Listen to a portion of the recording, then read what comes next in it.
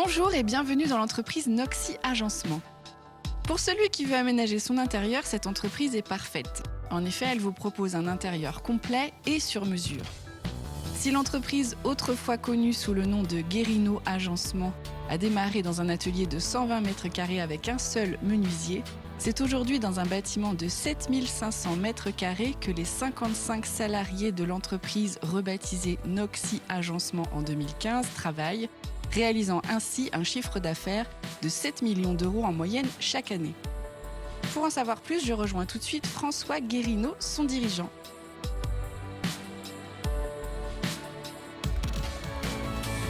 Bonjour François. Bonjour. Écoute, je suis ravie de te rencontrer. On est là devant ton beau bâtiment, donc Noxy Agencement, donc tu es le dirigeant. C'est ça. Alors cette entreprise, c'est un petit peu une entreprise familiale. C'est une entreprise familiale, exactement. Complètement. Alors raconte-nous quand est-ce qu'elle a démarré cette aventure Ça fait familiale. 45 ans. On Ok. a eu l'occasion de fêter les 45 ans cette année, au mois d'octobre. D'accord, Mon papa a créé en 79, en démarrant tout seul. d'accord. Ici sur les achats. Non, on était basé sur Gros-Breuil à l'époque. Ok. Et alors toi, à l'époque, tu étais encore jeune, donc... Ah oui, mais je suis né en 79. Ah, d'accord, Voilà. parfait. Donc forcément, l'idée de la reprise n'était pas là, mais comment Non, mais cette... je suis né dans les copeaux, comme disait mon patron d'apprentissage. Donc j'ai eu cette culture aussi de la menuiserie et de la fabrication. Et du coup, moi j'ai fait une école d'ébénisterie de 94 à 99 et je suis arrivé chez mon père en 2000. Donc ça veut dire que quand tu dis t'es né dans les copeaux, c'était une évidence pour toi que voilà, oui, bien sûr, cette entreprise, exactement. elle allait pas partir à quelqu'un d'autre, fallait forcément Je que sais tu pas la si c'est une reprennes. évidence, mais dans tous les cas, j'ai eu cette culture de la menuiserie dès mon plus jeune âge. D'accord. Et j'ai pas cherché mon métier, je savais tout gamin que j'allais être menuisier de toute façon. Donc apprentissage, tout ça, formation d'ébéniste, etc. Ouais, mais c'est ça. en allant travailler chez d'autres ou alors Oui, tout de suite après en rentrant dans la boîte de ton papa. J'ai été travailler chez un autre patron d'apprentissage pendant 5 ans Ok. pour apprendre les bases et les fondamentaux de l'ébénisterie. Et je suis arrivé en 2000 donc chez mon papa à Gros-Breuil. Et alors donc quand tu as repris cette entreprise en 2000, elle avait quelle ampleur? Je suis arrivé, on devait être 5 dans l'entreprise. Ça a été assez vite, au fait, on a été porté par le dossier Mobilhome. Mon papa avait trouvé un premier client qui montait en puissance sur le Mobilhome et ça lui a permis au fait, de monter un outil de production pour répondre à la demande de ce client-là. D'accord, alors à cette époque-là, c'était quoi? Moitié-moitié particulier pro avant qu'il y ait ce gros client ou vraiment Oui, c'est ça, c'était assez diversifié. Il a fini par être monoproduit, j'allais dire. En fait, il s'est vraiment consacré à l'activité industrielle pour la fabrication de meubles. Donc ça a été un gros boom pour le développement de l'entreprise. Ouais, pour la création d'outils de production. Mon papa s'est consacré à ça pendant quelques années. Ok. Et donc quand toi tu as repris, c'était déjà fait, donc tu as continué Voilà, c'est sur ça. le mobil-home. Exactement. Ouais. Ok. Avec la volonté de diversifier davantage ou pas forcément? La diversification, on s'est fait un petit peu par obligation. On a forcément, comme beaucoup, subi la crise de 2008. Et après, une réflexion est arrivée sur le fait qu'on ne pouvait pas être tributaire d'une activité. Donc on a fait le choix, mon père déjà à l'époque avait fait le choix de diversifier. Et moi j'ai gardé cette stratégie de diversification. Et en passant par une formation en 2010, ça m'a vraiment ouvert les yeux sur la capacité qu'on avait chez Noxy à être fabricant, à avoir un vrai savoir-faire. Et surtout à le mettre à disposition de différentes activités. Ok, alors à l'heure actuelle, vous êtes combien de salariés? Aujourd'hui on est 55 personnes. Donc tu travailles toujours pour les particuliers comme Oui. les professionnels. Voilà. Donc je peux te commander ma cuisine comme tu peux travailler pour une très grosse entreprise. Exactement. Voilà. On travaille dans le domaine de l'industrie du mobil-home. On fait de la sous-traitance, on fait de l'agencement pour les professionnels, tout ce qui est comptoir ou autre point de vente et banque d'accueil. Et aussi pour particuliers, comme tu disais, pour une cuisine, un meuble salle de bain ou un dressing. Et on rentre dans le domaine de la décoration intérieure à ce moment-là. Mais uniquement sur mesure. Oui. Pas de série. Non. Très bien, on va découvrir ça ensemble. Pas de souci. Allez, c'est parti.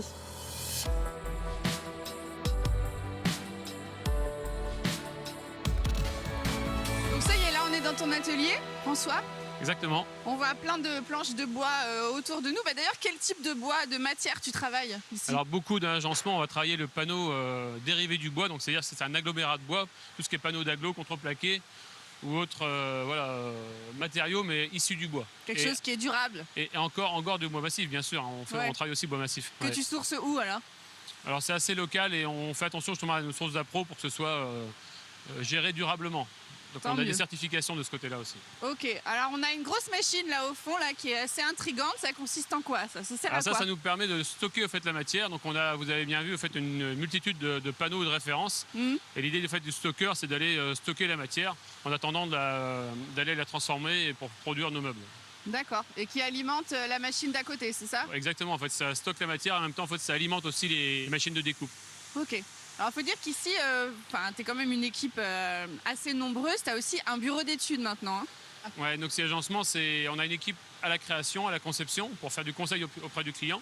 Après, on a un bureau d'études qui est composé aussi de techniciens qui sont tous des menuisiers et qui vont, eux, par le biais aussi de logiciels, aller générer la production. D'accord. Donc ça veut dire que les opérateurs qu'on voit autour de nous, ils sont capables de lire des plans, travailler sur des machines à commande numérique. Là, aujourd'hui, en fait, on a différents profils. On a, dans cette partie de production, vraiment des opérateurs à commande numérique. Donc, ils sont formés pour utiliser les machines. Mais ils ont aussi, pour certains, aussi des connaissances techniques dans la menuiserie. D'accord, ça veut dire que toi, tu recrutes des menuisiers ou quelqu'un qui a une certaine connaissance sur les machines peut finalement se former ici dans ton entreprise. Suivant les postes, on va avoir soit des gens qualifiés dans la commande numérique, et là, leur expérience va nous servir. Et autrement, si on a des menuisiers qui ne sont pas forcément expérimentés dans cette conduite de machine, on peut aussi les former. On passe aussi beaucoup par la formation. Moi, je suis issu de la formation par apprentissage. Donc je prône ces valeurs-là, bien sûr. Donc ça veut dire qu'ici, autour de nous, on a des apprentis. Ah oui, exactement. Aujourd'hui, on a 7 jeunes en formation. D'accord, ok. Du bureau d'études au commerce et aussi en production. Alors autour de nous, on voit quand même des panneaux de bois qui sont assez énormes, mais comme tu disais, je travaille aussi pour les particuliers. Donc ça veut dire est-ce qu'il n'y a pas de petite commande pour toi? Quelqu'un qui a un espace très petit, c'est aussi un client potentiel?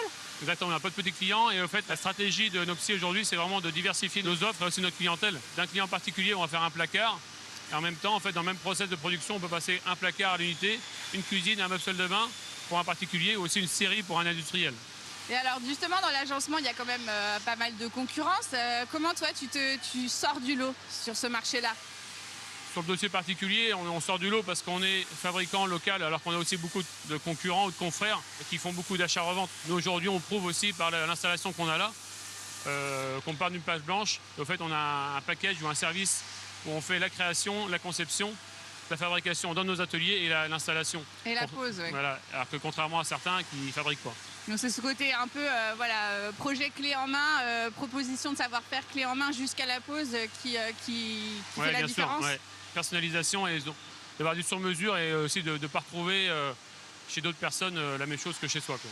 Alors cette entreprise, elle est familiale, on en parlait, tu l'as reprise de ton papa, mais alors toi maintenant, est-ce que déjà l'idée du futur de cette entreprise, est-ce qu'elle va rester familiale? Est-ce que toi tu vas la redonner à tes enfants ou à tes neveux-nièces, je sais pas. Est-ce que déjà dans ta tête c'est quelque chose que l'avenir nous le dira. Moi je suis arrivé chez mon père un peu par hasard en 2000. Cette année, ma fille est arrivée dans l'entreprise, en alternance aussi. Voilà. Je ne sais pas si c'est prémonitoire ou pas, on laissera faire les choses. Après, il faut une volonté, c'est sûr, de part et d'autre. Et la stratégie, s'il en est une ou si j'ai un projet pour l'entreprise, c'est vraiment de la garder en état et de pérenniser. Là, on a fait 45 ans, et 45 ans sont écrits. J'aurais bien écrire encore 45 ans d'entreprise familiale. Je comprends. Justement, on va évoquer ensemble les développements que tu as en tête. Ok ? Oui. C'est parti.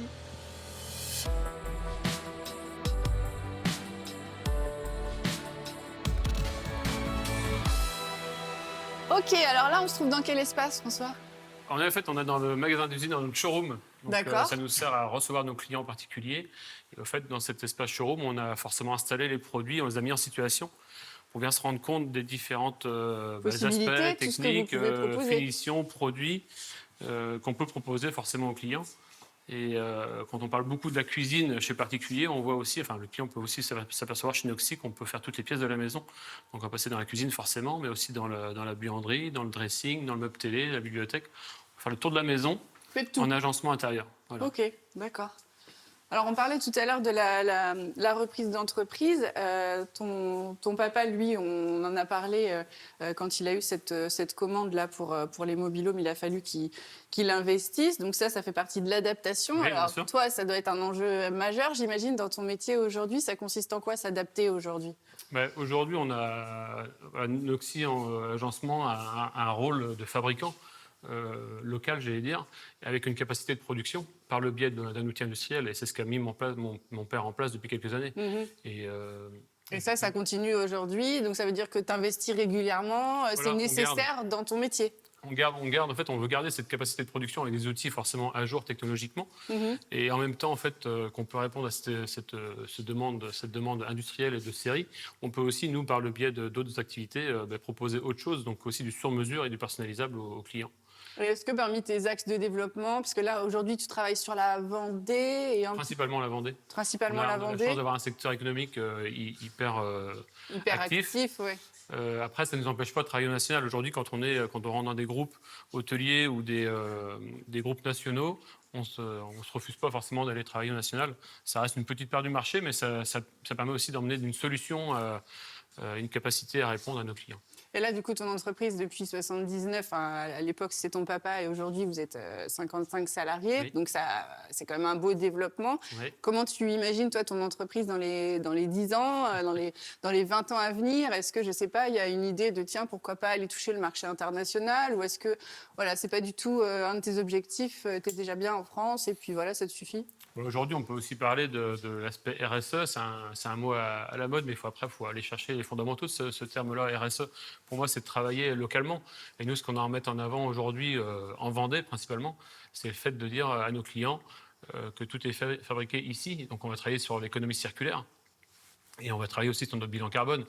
D'aller exporter nos produits ou d'aller chercher nos matières premières trop loin, c'est pas RSE. C'est pas cohérent. Donc, la volonté que je peux avoir, c'est plutôt de dire, voilà, on a tout à faire chez nous, travaillons au circuit court, moins d'intermédiaires, et ça joue aussi donc, sur le prix de revient de nos produits pour nos clients, et ça joue aussi sur notre empreinte carbone. On ne pas trop consommer d'énergie sur le transport, ces choses-là, il faut aussi le mettre en avant. Et je vous dis, 95% de notre production aujourd'hui, ou de nos clients sont vendéens. Et puis c'est cohérent, et puis ça plaît aussi aux gens, j'imagine, ce côté d'entreprise locale qui fait travailler le local et qui tient à ça. Alors toi, au départ, tu étais ébéniste, il faut quand même le rappeler. Oui, c'est ça. Aujourd'hui, tu es dirigeant d'une entreprise de 55 salariés. Est-ce que ce travail du bois, là, ça te manque pas? Parce qu'au quotidien, là, ton métier, ça n'a rien à voir avec ta formation de base, on est d'accord? Tu as changé de casquette un peu. C'est ça, mais c'était une vraie volonté. Et puis non, j'ai pas de frustration sur le fait de ne plus pratiquer tous les jours. Par contre, je pense que j'ai une vraie légitimité vis-à-vis de mes collaborateurs. Je pense que je sais de quoi je parle quand je suis au pied de l'établi. Et à côté de ça, le projet de vie ou l'histoire d'entreprise, le fait d'écrire l'histoire d'entreprise, c'est plutôt plaisant. Donc, c'est un beau projet et quotidiennement, ça nous porte forcément. Ouais. Ok, super. Écoute, merci beaucoup, François. On a hâte de voir ce que nous réserve Noxy Agencement sur les années à venir. On reviendra te voir. Il faudra nous suivre sur les réseaux sociaux. Forcément, ça va nous porter tout ça. C'est sûr. Merci. Au revoir. Au revoir.